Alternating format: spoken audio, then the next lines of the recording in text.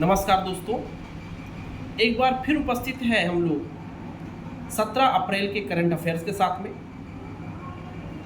दोस्तों, आज हम लोग चर्चा करने वाले हैं, जो हमारा प्रश्न नंबर 1 है वह लोकेश मुनि से संबंधित है।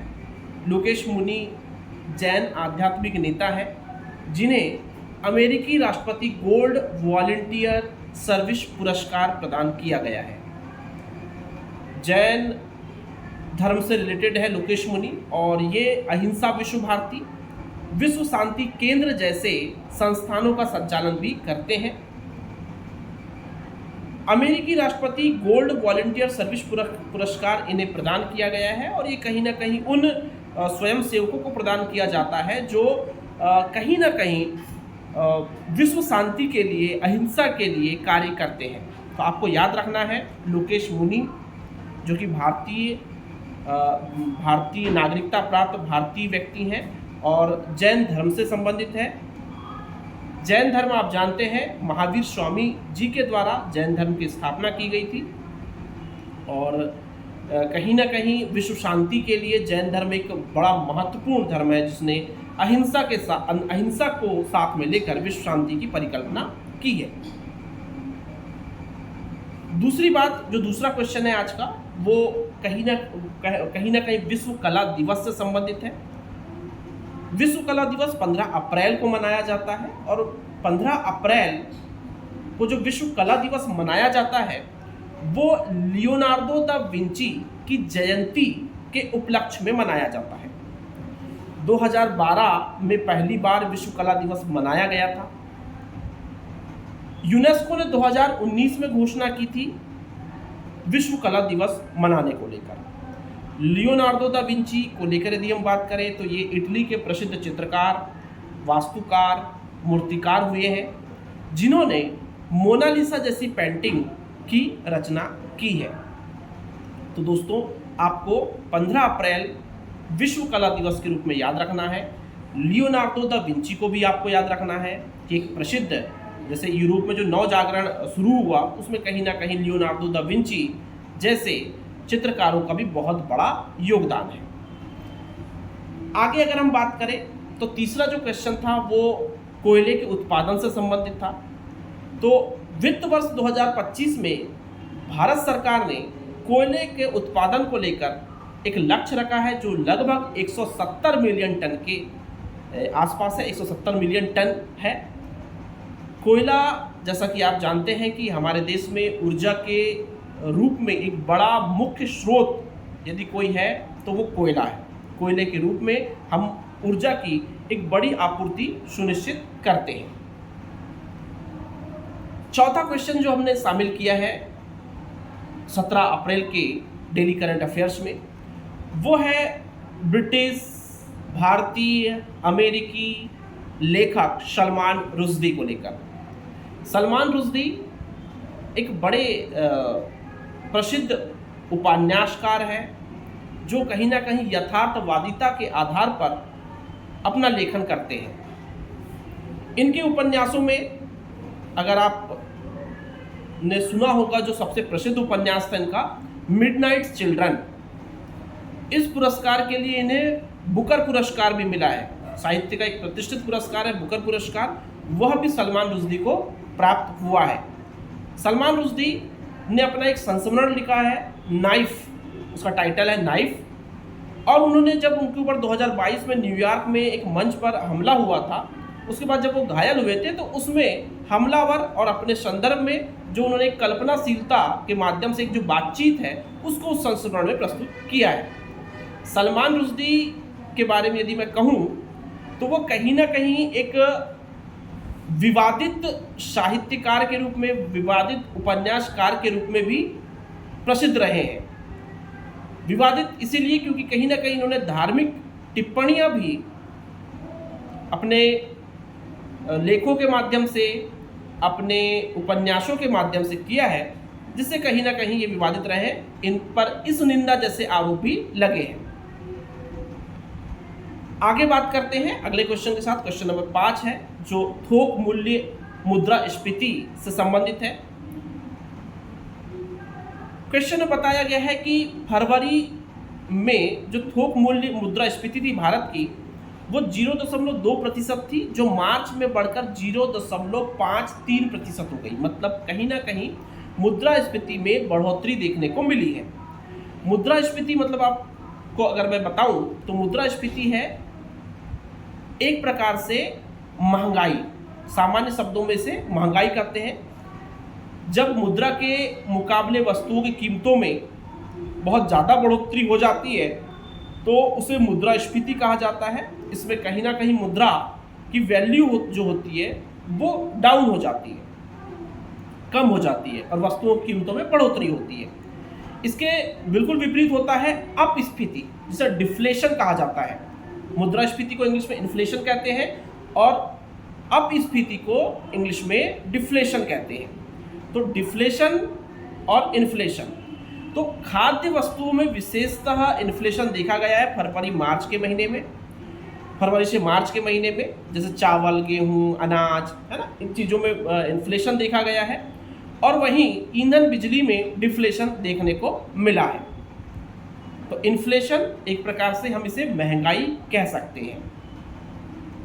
आगे बात करते हैं तो एक हम लोगों ने बुंडेसलीगा जो एक खिताब है उससे संबंधित क्वेश्चन शामिल किया। बुंडेसलीगा जर्मनी का एक प्रोफेशनल फुटबॉल टूर्नामेंट है जिसमें बायर लीवरकुसेन ने इस बार का टाइटल जीता है और उसने एक पुराने जो विजेता रहने वाली टीम है बायर्न म्यूनिख को उसने हराया है।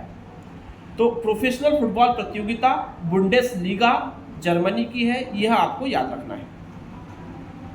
7वां क्वेश्चन हम लोगों ने लिया है ग्लोबल फॉरेस्ट वॉच की जो रिपोर्ट आई है उस रिपोर्ट से लिया है। ग्लोबल फॉरेस्ट वॉच की रिपोर्ट से हमने अगला क्वेश्चन लिया है और उस रिपोर्ट में कहा गया है कि सन 2000 के बाद भारत में लगभग 2.33 मिलियन हेक्टेयर वृक्ष आवरण कम हुआ है। मैं फिर रिपीट कर रहा हूं, भारत में लगभग 2.33 मिलियन हेक्टेयर, मतलब कुल वृक्ष आवरण का 6% भारत में वृक्ष आवरण कम हो गया है। मतलब हमने वनों की ऐसी अंधाधुंध कटाई सन 2000 के बाद भी जारी रखी है, बाद भी कर रहे हैं, जिससे कंटिन्यूअसली वन आवरण कम होता जा रहा है। ये ग्लोबल फॉरेस्ट वॉच की रिपोर्ट है और इस रिपोर्ट के माध्यम से हमें यह बताया गया है, हमें आगाह किया गया है कि हम इसी तरीके से यदि वृक्षों को काटते चले गए, वृक्षारोपण हम कर नहीं रहे हैं और उसके मुकाबले वृक्षों की अंधाधुंध हम कटाई अलग करते जा रहे हैं, जो कहीं ना कहीं हमारे लिए काफ़ी नुकसानदायक सिद्ध हो सकता है। तो ग्लोबल फॉरेस्ट वॉच की यह रिपोर्ट आपको ध्यान रखनी है कि हम लोगों ने लगभग 2.33 मिलियन हेक्टेयर वृक्ष आवरण नष्ट कर दिया है। आगे हम आप बात करें तो 7वें क्वेश्चन के रूप में हमने शामिल किया है। अगर हम देखें 7वें क्वेश्चन के रूप में हमने ग्लोबल फॉरेस्ट वॉच को शामिल किया था। 8वें क्वेश्चन के रूप में यदि हम बात करें तो हमने IMF को शामिल किया है। 8वें क्वेश्चन में अगर हम देखें तो हमने IMF को शामिल किया है, अंतर्राष्ट्रीय मुद्रा कोष, इंटरनेशनल मॉनेटरी फंड। इस इंटरनेशनल मॉनेटरी फंड को लेकर यदि हम बात करें तो इंटरनेशनल मॉनेटरी फंड एक अंतर्राष्ट्रीय निकाय है जो 190 देश इसकी सदस्यता से मिलकर बना हुआ है। जुलाई 1944 में इसकी स्थापना हुई थी और 27 दिसंबर 1945 से इसने कार्य करना प्रारंभ किया है।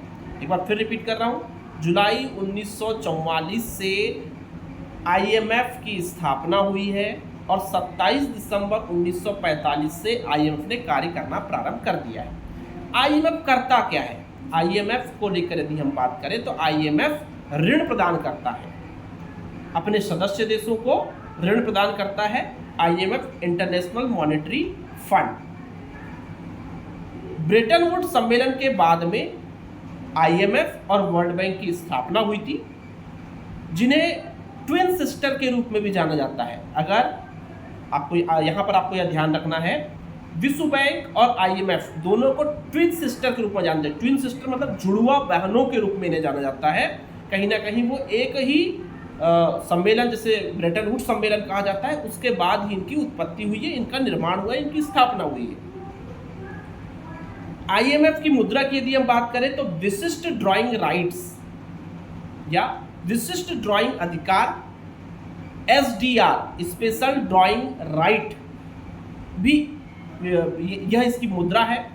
विशिष्ट ड्राइंग राइट, विशिष्ट ड्राइंग राइट, विशिष्ट ड्राइंग अधिकार, स्पेशल ड्राइंग राइट्स, ठीक है, SDR कहा जाता है शॉर्ट में से।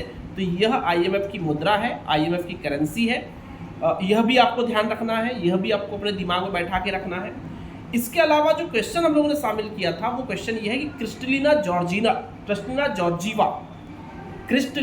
जॉर्जीवा को आईएमएफ का फिर से प्रबंध निदेशक बनाया गया, मतलब जो प्रमुख है फिर से बनाया गया है क्रिस्टलिना जॉर्जीवा को। क्रिस्टलिना जॉर्जीवा अगर हम बात करें तो बुल्गारिया की नागरिक है और 2019 से ये इस पद पर कार्य कर रही हैं। बुल्गारिया की एक प्रसिद्ध अर्थशास्त्री है क्रिस्टलिना जॉर्जीवा, और वह पुनः इस बार फिर अपॉइंट हुई है अगले आने वाले 5 वर्षों के लिए प्रबंध निदेशक के रूप में आईएमएफ की। तो आपको ध्यान रखना है आईएमएफ, उसकी स्थापना और उसके प्रमुख, और आईएमएफ किस प्रकार से कार्य करता है। तो आईएमएफ एक बड़ी महत्वपूर्ण संस्था है जहां से अक्सर प्रश्न बनते हैं। 9वां क्वेश्चन हम लोगों ने शामिल किया था व्यस्तम हवाई अड्डों से संबंधित है।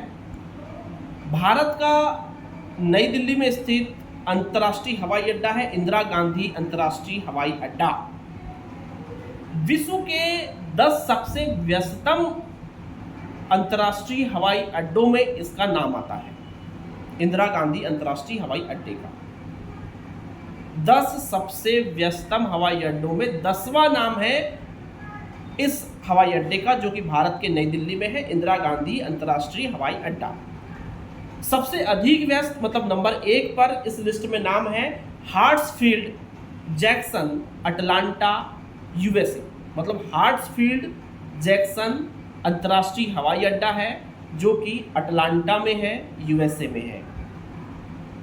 दूसरे नंबर पे दुबई का अंतर्राष्ट्रीय हवाई अड्डा है, और तीसरे नंबर पे डलास जो यूएसए में है वो अंतर्राष्ट्रीय हवाई अड्डा तीसरे नंबर पे आता है। तो हमको ध्यान रखना है, पहला सबसे व्यस्तम हवाई अड्डा हार्ट्सफील्ड जैक्सन अटलांटा यूएसए में, और 10वां इंदिरा गांधी अंतर्राष्ट्रीय हवाई अड्डा जो कि भारत में है। जो 10वां क्वेश्चन हम लोगों ने शामिल किया था वो मानव अंगों और उनके और उत्तकों का जो प्रत्यारोपण किया जाता है, ट्रांसप्लांट किया जाता है, उसको लेकर हमने शामिल किया। ह्यूमन ऑर्गन और जो टिश्यूज होते हैं उनके जो ट्रांसप्लांट को लेकर जो समस्याएं आती है उसको लेकर यहाँ पर क्वेश्चन शामिल किया गया है। तो मानव अंगों और उत्तकों का प्रत्यारोपण अधिनियम 1994 के माध्यम से हमारे देश में रेगुलेट किया जाता है विभिन्न अस्पतालों में जो मानव अंगों का प्रत्यारोपण करते हैं। अभी कुछ समय से बहुत दिक्कतें देखने को मिल रही थी, स्पेशली जो विदेशी नागरिक होते थे भारत में आकर मानव अंगों का प्रत्यारोपण करवाते थे, और कहीं ना कहीं यहाँ पर बहुत इजीली उपलब्ध हो जाते थे मानव अंग, जिसमें कहीं ना कहीं ह्यूमन ट्रैफिकिंग जैसे भी, मानव दुर्व्यापार जैसे भी कारक शामिल होते थे। तो इसलिए जो संस्थाएं हैं उन्होंने दावा किया है कि भाई प्रॉपर अगर इसके अंतर्गत अगर आप गलत कार्य करते हैं तो हम मानव अंग और उत्तकों का प्रत्यारोपण अधिनियम 1994 के अंतर्गत आपसे कार्रवाई करेंगे, आपके खिलाफ निर्णय लेंगे। विशेषतः जो प्राइवेट हॉस्पिटल होते हैं वो कहीं ना कहीं मानव अंगों के दुर्व्यापार से संबंधित होते हैं, अक्सर हमने देखा है। बहुत सारी ऐसी रिपोर्ट्स आएंगे जिनके माध्यम से मानव अंगों के दुर्व्यापार, मानव अंगों के प्रत्यारोपण को लेकर बहुत ज़्यादा समस्या देखने को मिलती है।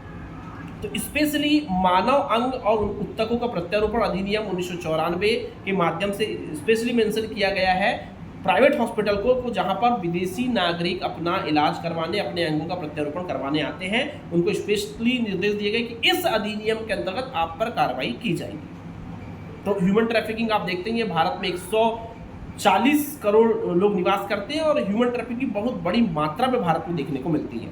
तो कहीं ना कहीं ये एक सरकार के द्वारा एक बड़ा अच्छा प्रयास है और इसके अंतर्गत उनको भी शामिल कर लिया गया है। तो ये था आज का करंट अफेयर्स। उम्मीद करता हूँ आपको चीज़ें समझ में आई हो। हमसे जुड़ने के लिए डेली करंट अफेयर चलता रहेगा। आपको चैनल को सब्सक्राइब करना है और अधिक से अधिक इसे शेयर करना है, ताकि जो छात्र प्रतियोगिता परीक्षा की तैयारी कर रहे हैं और जिन तक संसाधन उपलब्ध नहीं हो पाते हैं, तो यूट्यूब की इस वीडियो के माध्यम से, हमारे इस PDF के माध्यम से उन तक भी करंट अफेयर्स और हमारा स्टैटिक जीके पहुंच जाए। तो मिलते हैं फिर कल। धन्यवाद।